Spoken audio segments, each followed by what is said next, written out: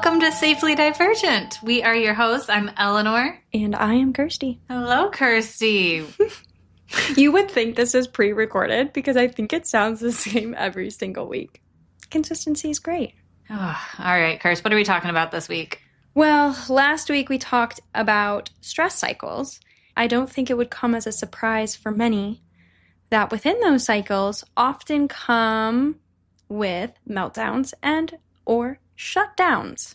So this week we want to zoom in on what a meltdown is.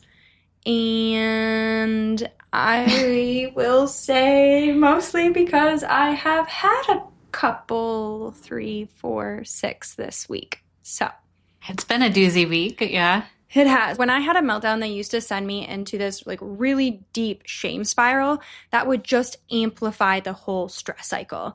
But now that I have like an understanding of why they happen, what they actually are, and how my brain is trying to help me, they're much less scary, but I feel like I have fewer of them. And when they do show up, I can move through them much faster. Right, your recovery time's a lot quicker. Go you. Go me. But last week I did have, I think, at least 3 meltdowns. So we talked last week about the heavy emotion stressors I had been carrying. And then perfectly timed, as it typically is, my hormones came swinging in full force. Luteal phase was a full-on beast. And then just to spice it up, I was pushed out of my routine, which is like my nervous system's anchor in situations like this. So it was literal chaos in my life, in my brain, in my body, everywhere. So we were pet sitting down the street. I was going out of town for an event that was not my norm at all, and everything was just shifting. Yeah, and we don't realize how much invisible task switching the brain is doing when our environment changes. Like you were talking about how important routine is and kind of knowing what to expect and having some consistency. So, and this is especially true if you're neurodivergent. So all of these little adjustments stack up. And then, oh man, there's a good one here. Would you like to tell the egg story? Oh yeah, why not? Let's just put it out there. I was making breakfast at our friend's apartment. So it's not my kitchen, not my pan, not my refrigerator with the ingredients in it. And the freaking egg got stuck. And you would have thought the world was ending because I was distraught. Oh yeah, I heard some huffing and puffing in the other room, some swearing and carrying on. I'm like, what's going on? And you were like, the egg won't flip. It's not a clean flip. You like a wet egg. Wet is not. Okay. What is that called? I like it cooked, but yes, like over easy. Okay, yeah, I should probably Not figure that out. picky though. I would have been fine know. with a fully cooked all the way through egg, but you were beating yourself up because I crumbled. Mm-hmm. I crumbled. And it wasn't about the egg. And I'm so thankful we understand the iceberg effect. You were very aware of all the stressors underneath the surface. But this egg was my demise. I wanted to make you a good breakfast. And I was just trying to be helpful because I was not my best self. So I wanted to like start the day off right. With a win. Ooh! And my brain interpreted that stuck egg as like total failure. And yeah, cue the meltdown. So if you, the listener, have ever been there when something super tiny sets off something huge, so like an egg not doing a clean flip onto a pan, you know it's not actually about the thing. It's not about the egg. It's your system waving the white flag, surrendering. So that egg isn't what broke you. It just happened to be the moment when everything overflowed, the tip of the iceberg. Okay, so let's talk about what that actually was. What is a meltdown? When we think of meltdowns, I think most would kind of associate them with what it looks like on the outside. And I think that's what kept me having such shame cycles or shame spirals for so long. When I actually understood what was happening on the inside, I was much kinder to myself. and was able to move on quicker because I was very understanding that I missed the cues and my body took over. So a meltdown is a really intense, involuntary fight or flight reaction. So it's triggered when our nervous system detects a huge, overwhelming stress, and it's our body's emergency response that attempts to either release or escape and avoid that overload. So it shows up as an outburst or the urge to physically get away. Yeah, it's like an emotional volcano erupting. It's like sudden, it's intense, and really like impossible to stop once it starts. And if we can understand it as our body protecting us, our body saying, hey, you can't ignore me anymore, then it really can create softer eyes on observing yourself and observing others who are experiencing this. Okay, so you mentioned how the external signs are easier to spot. So let's talk about some of the ways that a meltdown might look, some of those external signs that we can see somebody going through. Honestly, I think this could look different for every person that experiences meltdowns. And even for a person who experiences meltdowns, the sign could look different from time to time. Right. But so we've got a nice long list here. So I think maybe we just rattle them off and yeah, it's not an exhaustive list. There's definitely other signs, but these are probably some of the more obvious ones. Uncontrollable crying, yelling, or screaming. For me, I get a very narrow focus and I'm just like talking so fast, but not really well aware of what I'm saying. I'm just being very repetitive. Right. Repeating words or phrases or sounds. Yes. It could be hitting, throwing, maybe like a flailing of the arms or legs. It could even look like self-injury, like pinching or hitting of the head. It could be repetitive behaviors like rocking, pacing, flapping, maybe like rubbing. I often like rub a finger. That's a very calming practice for me. Or tapping, repeating words, phrases, or sounds. Hyperventilating, like having difficulties breathing or trembling, oftentimes too, covering your eyes or ears or face to block some of that sensory input. Those are some really common signs of a meltdown. Yeah, those are the ones that you can see or witness somebody going through. But let's now talk about what's happening inside the body. What are some of those internal symptoms that are also going on? Yeah, and this is really where I want to like touch on, because for someone who experiences it, there can be a lot of embarrassment when you do those external things and someone has observed it.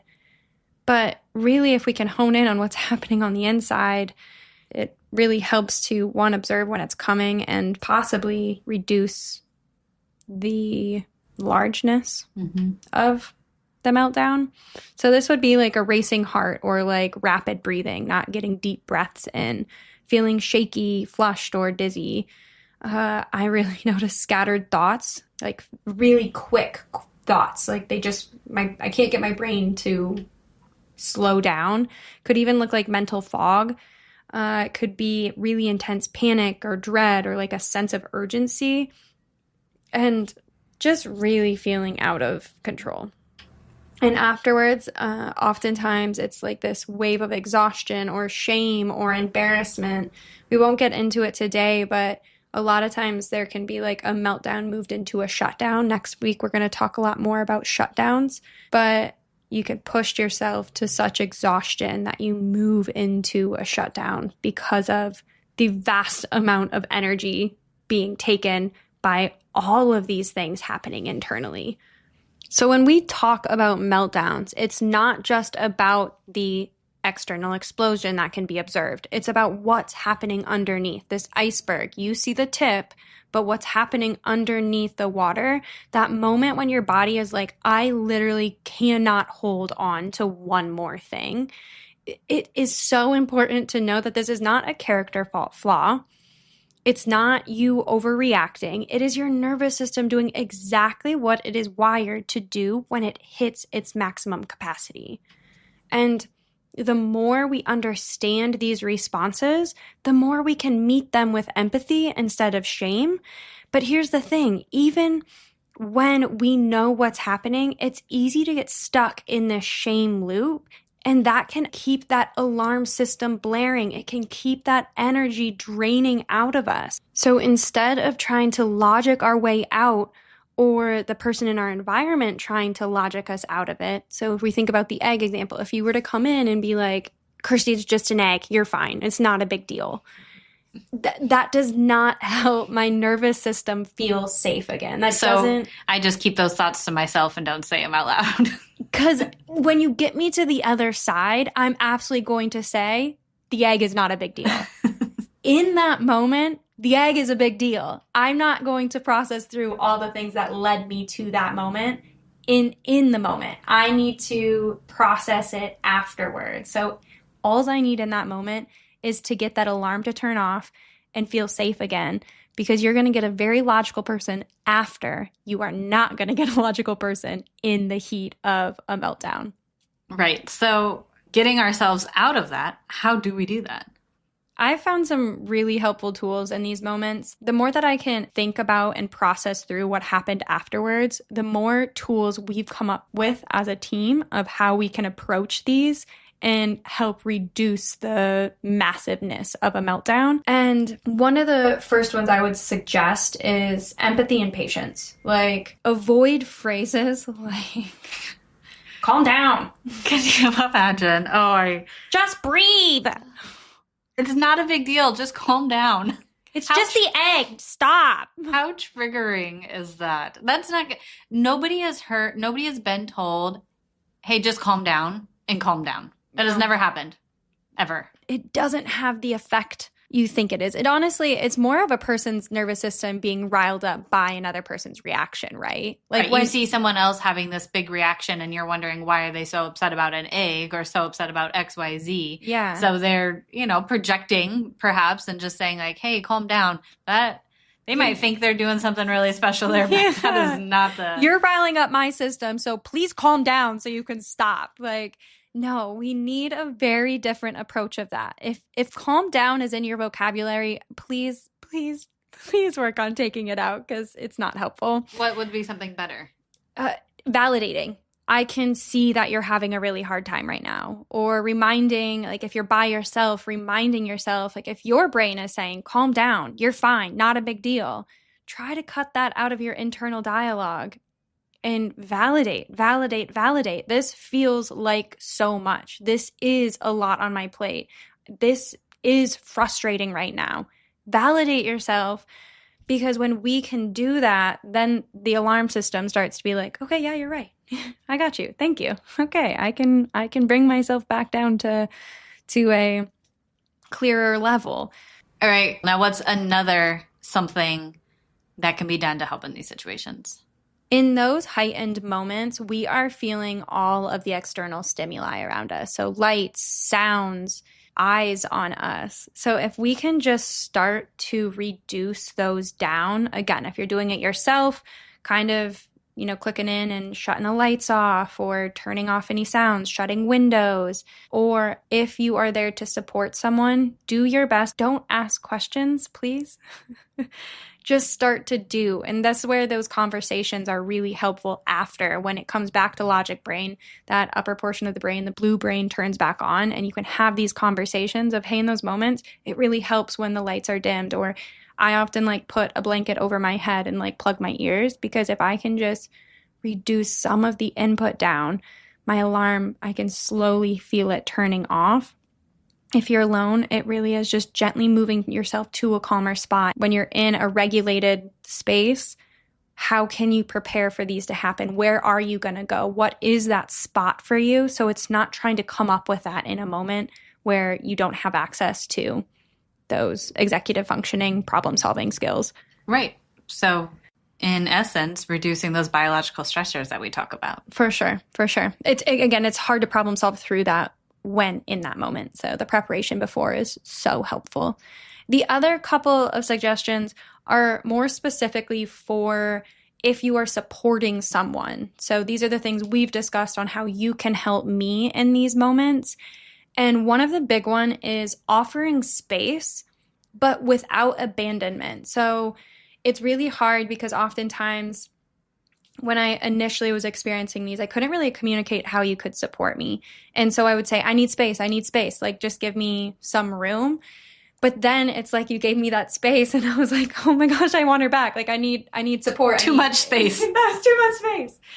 But I lose access to my ability to request. So it really has been helpful. We've come up with like kind of a plan of, if I'm asking for space, you give it, but you say, okay, I'll come back and check in 2 minutes. And you may come back and I might say, I still need space. Okay, I'm going to come back in 3 minutes. That has been so helpful because it's like, I don't get lost in the thoughts of, wow, that was really mean. I can't believe I just did that. It really helps me to know, like, I do need a second to calm myself. But in that moment, co-regulation can be so helpful when we're in a space to accept it, which is, it's kind of a waxing and a waning there of our ability to accept co-regulation when we are in such a defense state.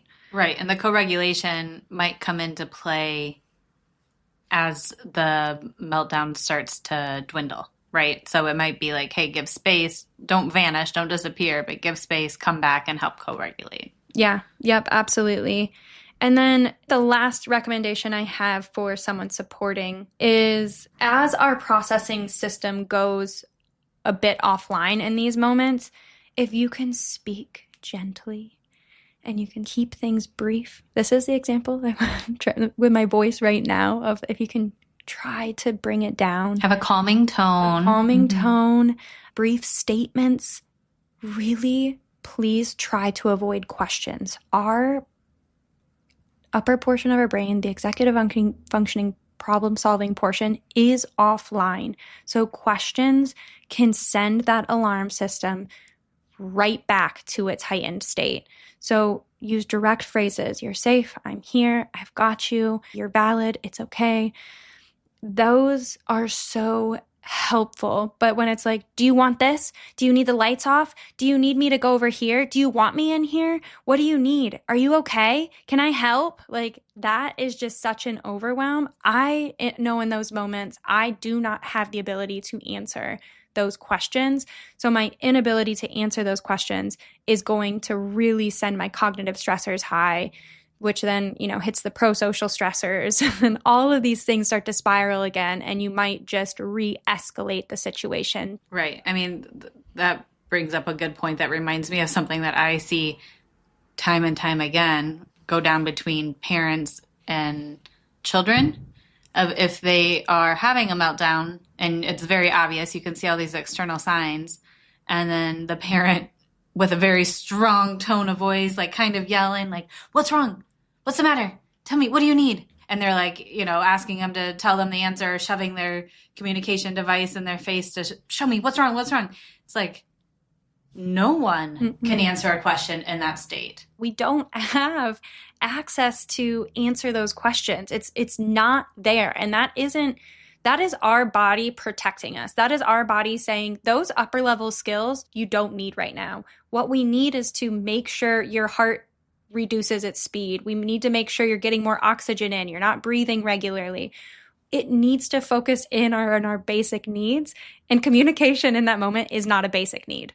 Right. And then in those situations, we would recommend all the things that you talked about, using a gentle tone of voice, giving space, reducing the biological stressors, helping co-regulate. And then when that child or adult gets back to a regulated state out of their meltdown, then you can have those conversations of like, hey, like, did something trigger that? Or like, what's going on? Or what can I do in the future? But you have to wait till that person is in a much more regulated state to even try to have those conversations. I found something really effective with nieces and nephews, and, they get into an escalated state and I get on their level. And once they kind of like are willing to like come to me, I pick them up, I take them outside, and I just rock and I sing a song. My voice is not great. They're like, please stop singing. I'm fine. Please stop singing. I sing a song and I just deep breathe, like, and just sing a song in a really like quieted tone. And I find it so interesting how quick that switch flips. And then all of a sudden, they're like, leaning back and like looking at my face, and they're asking questions. And I just, as an adult, I want someone to pick me up. Like, okay, yeah, you do that with your young nieces and nephews, but you literally did that to me yesterday. I did. You're right. I hugged you. I did do that. I didn't pick you up, but I did. I did hug you. We rocked, and I sang you "Twinkle Twinkle Little Star," and I got the lyrics wrong. I know. You always pride yourself on like, that's the one song you know the words to, because lyrics are not your strong suit, and you messed up the lyrics, but it was really sweet either way. Did. And I did. I felt like there was a shift in you. Mm. Oh, wow. Go me. What a co-regulator. I think the biggest thing is when you're supporting someone in this, one of the most important things to know is meltdowns are not manipulative. They are not attention seeking. They're a genuine nervous system response to too much happening all at once. Emotionally, physically, socially, hormonally, whatever it is. When we understand what they actually are, we can respond with way more compassion for ourselves and for the people that we care for. That's a lot of good information. And to be continued next week, right? We're going to talk about... So, spoiler alert, I'm a meltdowner. You're a shutdowner. Correct. Yeah. So we're going to get into what that looks on your side, because the outward presentations couldn't be more different. And I think it's really important to understand both sides, because both of them are a deep nervous system response. And when we understand those, we can support our nervous system a lot better. Yeah, we can either support it ourselves or help somebody else through those moments. Yes. All right. So let's do something a little more lighthearted and get into Scattered, where we talk about something nothing to do with meltdown and shutdown, and I teach you some fun facts. I can't wait. Okay. We'll be back with Scattered in 5, 4, 3. Okay, so I did a little dive into something that we've all experienced, but I've never really given thought to. Why? I'll ask you first, see if you know the answer. That way we can just skip my whole segment.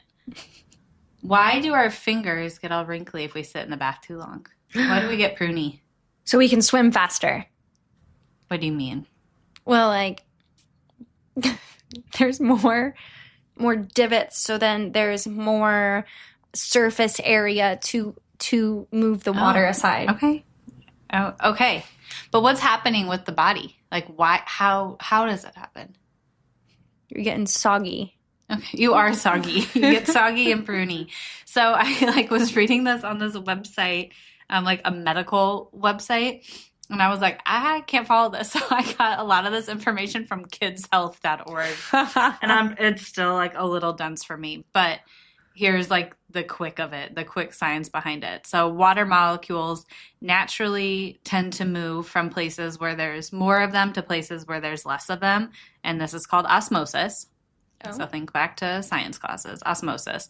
So when you're soaking in the tub for a while, the water that you're sitting in starts like sneaking in and slipping into the outer layers of your skin. I'm trying to like visualize this. Okay, so the outer layer of your skin is thin enough that it lets a little bit of water in. Like not so much, but enough that it can get under that outer layer. Okay, so then as the skin cells take in that water, some of the skin cells expand, some shrink, they kind of move and twist and turn, and then this, like all of those different reactions messes with the smooth surface, so that's why you get the wrinkles. But where do you get wrinkly? Where do you get pruny when you're in the bath or a hot tub? Your toes and your fingers. Yeah, why don't you get it on the rest of your body? Like, why don't your arms get wrinkly? Well, this is nothing I've ever thought of before. Okay, that's why we're talking about it in Scattered. So you're right, it usually just happens on hands and feet. And that's because that those areas have the thickest skin layer. And they're also like the most beat up. They're the most rugged part of our skin, right? We use them for the most things. They're the toughest. They're always rubbing on things and like dealing with pressure. So they're just tougher. So normally our skin's protected by a layer of sebum. Sebum. I just imagined me at Sebum. the ocean in my bum. Yeah. I don't have a literal brain. Sebum. I feel like that's how it's pronounced, but that does not. You know, if there is a... I was going to... Well, sebum. I was going to say a skinologist, but that would be a dermatologist, wouldn't it? Yeah. Okay. So normally our skin is protected by like a thin layer. It's like a natural oil that keeps it waterproof. So like when you wash your hands, for example, the water just rolls right off. Your hands don't get wrinkly when you wash your hands, right? But if you hang out in that water for a while, that natural oil gets washed away and it lets the water start soaking in, and then the wrinkles show up. Oh, so the oil is resistant, so it's pushing off, like it's making your hands water resistant. Mm-hmm. But when it soaks, then that oil goes away. So to answer the question of why don't your arms and legs or belly or face wrinkle like that, it has to do with keratin. So our hands and feet have a lot more of it on the outer layers of the skin than our other body parts. And keratin helps absorb water. So these areas wrinkle up faster. So like our nails and hair have keratin too, but they don't wrinkle. They just get softer. So, you know, if you're like in the bath for a long time, your hands get wrinkly and then your fingernails are soft. Yeah. Is keratin what gives us the color in our skin? No. Okay. I think I'm thinking of something in flamingos. Melatonin. Melatonin. Not melatonin. Oh, no. Melanin. Melanin. Okay, so this is kind of interesting. If you have like an injury that causes like nerve damage, or like let's say you had a finger amputated and then put back on and the nerve wasn't quite right, it won't wrinkle, even if it's soaked all day. What? Mm-hmm. I'm confused because isn't it the oil that makes it resistant? So the oil wouldn't be produced anymore. No. I don't really know why. Great. Okay. That is really interesting. Yeah, if you have nerve function, even if you sit all day, you won't get, if you have dysfunction. Yeah. Nerve function loss or damage. Yeah, okay. You don't get wrinkly. Huh. Mm-hmm. Okay, so this was when I asked you earlier, like, why does this happen? For a long time, people just thought that wrinkly fingers was just like something, like a weird quirk or like maybe even like a flaw. Like it didn't really have a purpose. But turns out it's actually like an evolutionary perk, because this is kind of, I think, what you were getting at. Like wrinkles equal better grip. Okay. Okay, so like if you think of wrinkles on your fingertips, like tread on a car tire. Yeah. There's like more grooves and it helps grip better. So when your fingers wrinkle, you get a better grip. Like evolutionary, we think of like maybe like grabbing fish. Fish from the water. Exactly. Perfect. Same with our toes too. So when they're wrinkly, it can help us walk safely on wet ground, like, you know, rocks or in riverbeds. And not like slip and fall. Exactly. Wow. Uh-huh. So I have one would you rather question, and I came up with this because I don't think I could pick an answer, so I'm going to put it back on you. Would you rather take a lukewarm bath that you had to sit in for an hour? Okay. Or sit in a crowded hot tub with strangers for an hour? This is really hard for me because I feel like it depends on the day. If my social butterflyness is out, I would sit in the hot tub. So I picked this topic in general because last week we went to a public hot tub at an apartment building, and it was, you know, when we were talking about how our routine was super off last week, and it was like, it was like I was going to say school night, but, you know, a weeknight, and we're like, okay, no one's down there. We're going to go sit and relax. I was planning on, like, bringing my Kindle and, like, not even talking to you. Like, I wasn't planning on talking to no one. And then, of course, like, Mr. Chatterbox was down there and wanted to know everything about her. Like, he was the nicest guy ever. He was very nice. But yeah, he like got into the depths of like, what do you do for work? And like really great questions. But it was like, oh, you really have to put the brain on. And I was not looking to have my brain turned on. So I was thinking like, oh yeah, I guess it depends. So what's your answer? Like right now, Kirstie right now would say the hot tub. Full of strangers? Yeah.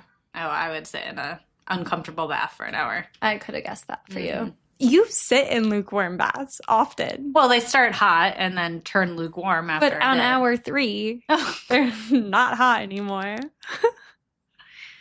Oh, all right. That's all I have for you. A little dense science-y for me, even from kidshealth.org, but now we know. I love when I ask questions and I'm like, explain this to me as though I was a 4th grader. Because right. That's... 4th or 4-year-old? I need it like a 4-year-old. It depends the topic. I will say the guy in the hot tub, what was his job? A physicist? Oh, yeah. He like works with lasers and robotics and stuff. We're like, okay, yeah, explain that to us like we are 6 months old. 6 months old. And he tried. He did great. He was a nice guy. Okay. All right. Well, that's all. We'll see you next time. Bye. That's a wrap on today's episode. If you loved the episode, please take a moment to rate and review us on Apple Podcasts or follow and subscribe on Spotify. For a deeper dive into this week's topic, follow us on social media at Safely Divergent and check out our blog at safelydivergent.com. Our cover art is by Honor Heindel and our music by Obey Gray. As a reminder, we're just 2 people with microphones, a lot of thoughts, and some highly questionable hyperfixations. We're not your therapists, doctors, or life coaches, so please do not base major life decisions on our couch chats. Until next time, we hope your nervous system stays safe and social, and your to-do list magically does itself.